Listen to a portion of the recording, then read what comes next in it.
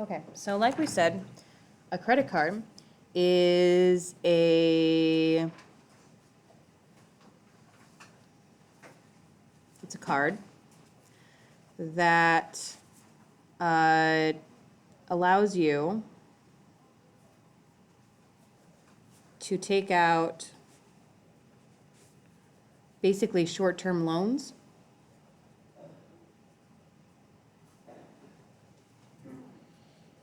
If you don't pay it back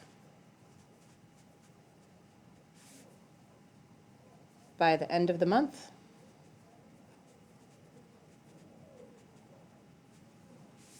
you get charged interest.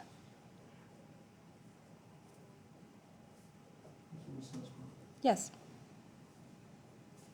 So if you weren't to pay it back by the end of the month, and they would start charging you interest, would they charge you interest first? And if you were still unable to pay it back, would then they tank your credit score?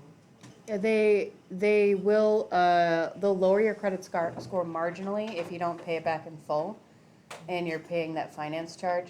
But there's a thing called a minimum payment that you must pay on your credit card. So if you pay that and you're paying your interest, then technically they're not gonna lower your credit score until you start not paying or you hit your maximum. So it's kind of like they've got a minimum payback that you have to do every month. So like, let's suppose that I put $1,000 on my credit card this month, okay? And then they send me a thing in the mail or online that says, look, you need to at minimum pay $100 of this $1,000. If I pay my $100, then my credit score won't be lowered because I'm paying on time my minimum payment, and they're going to charge me interest on how much then? What's the It was usual interest? Usual interest rate? It's much higher for credit cards, so it can be up to like 5 or 6% compared to like 1 or 2% with savings accounts. Banks are a business. They're making money off of you. Capitalism. In fact, do you think that they hope that you pay off your credit card every month?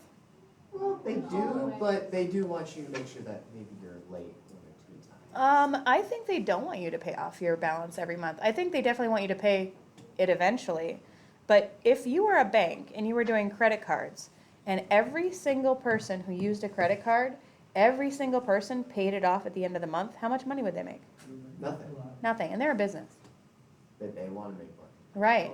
Which is why they keep raising something called your line of credit, where if you are paying off your bills or you're doing, a nice job paying off your minimum payment every month, then they'll be like, congratulations, your line of credit has been raised to $10,000. You could spend $10,000 on this credit card, because they keep upping that number, hoping that you're going to be like, Oh, sweet. $10,000 would buy me, like that kind of thing. And then as you slowly pay it off, because they're not going to give you a huge line of credit if you have a bad credit score, if you're not paying your stuff, because they don't want to take a risk on you. You know what I mean? Like, they'll be like, look, we'll give you $2,000 in line of credit, and if you don't pay back your $2,000, that sucks for us, and your credit score will tank, but at least it wasn't $10,000.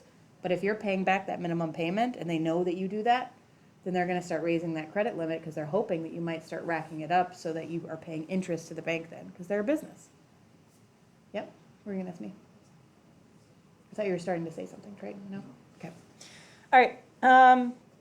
A debit card is a card connected to your checking account.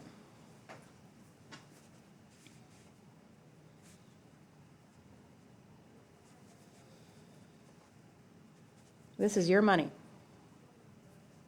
This is money you already have. You don't have to pay it back.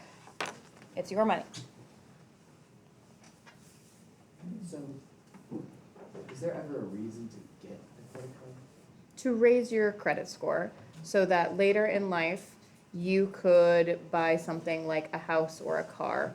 You need to have that track record kind of following you that says that I'm the kind of person who pays back my loans when I take them. If you're the kind of person that is so wealthy that you would never ever need to take out a loan for anything, then no. So like if I was a billionaire or a millionaire and I was like, look, I'm gonna buy my house with cash, At that point, be working. then I'm not worried about a credit card.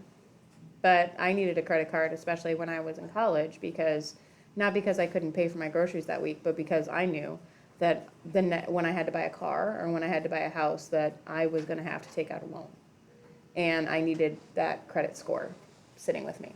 So, also, by the way, paying off your student loans raises your credit score. So if you've got student loans for college, that will definitely help. Okay, a credit card statement is a statement from the bank, like a piece of paper from the bank, paper or online.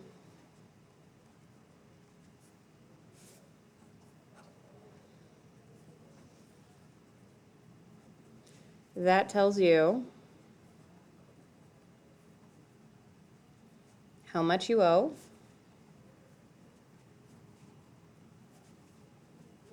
what you spent that month,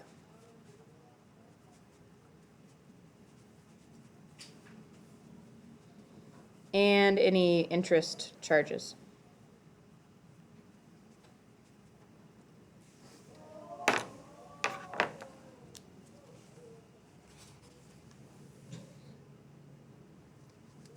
Did you know that you can also take out multiple credit cards?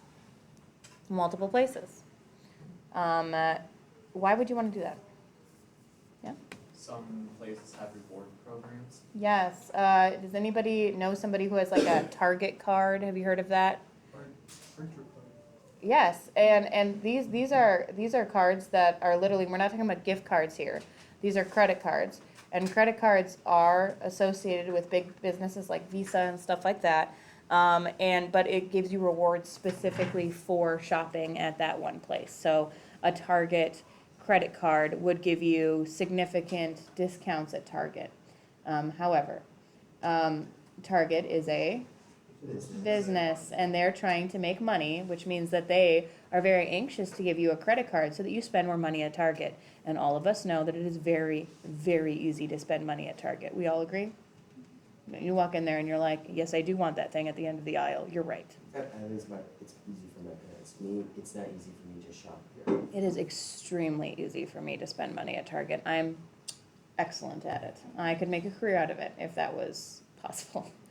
Anyway, what I'm trying to say, If I can't find use for something in a year time with the item I'm about to buy, I don't buy it. well, that's very nice. You've got a lot of self-control. What I'm trying to say is this. If you start getting too many credit cards, it also will lower your credit score.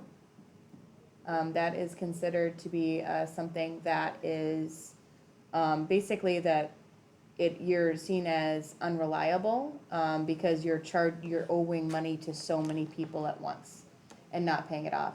Usually the line is about 4 cards. So if you're the type of person who ends up having 12 cards and every single business, not every single business, but many of them are like, would you like to sign up for a blah, blah, blah, blah, blah card today, right? And some of them are just like, they're not credit cards, like the Hy-Vee Fuel Saver, that's not a credit card, that's just like a discount program that is associated with somebody else. But a credit card itself, you don't want to get too many of those because then not only is it rough to keep track of owing that much to that many people, but also banks will see you as unreliable after you start getting too many. That make sense? Yeah. Okay. Yeah. Don't some people get credit cards to pay off other credit cards? Yeah. Is that like that's why the bank would see, oh, this person is taking out 10 different credit cards for 10 different banks? It would be more. Or there's some people who are very bad with their finances. These are people who are making bad choices. And they've made the bad choice to max out a credit card. And then by bad choices, I mean they're desperate.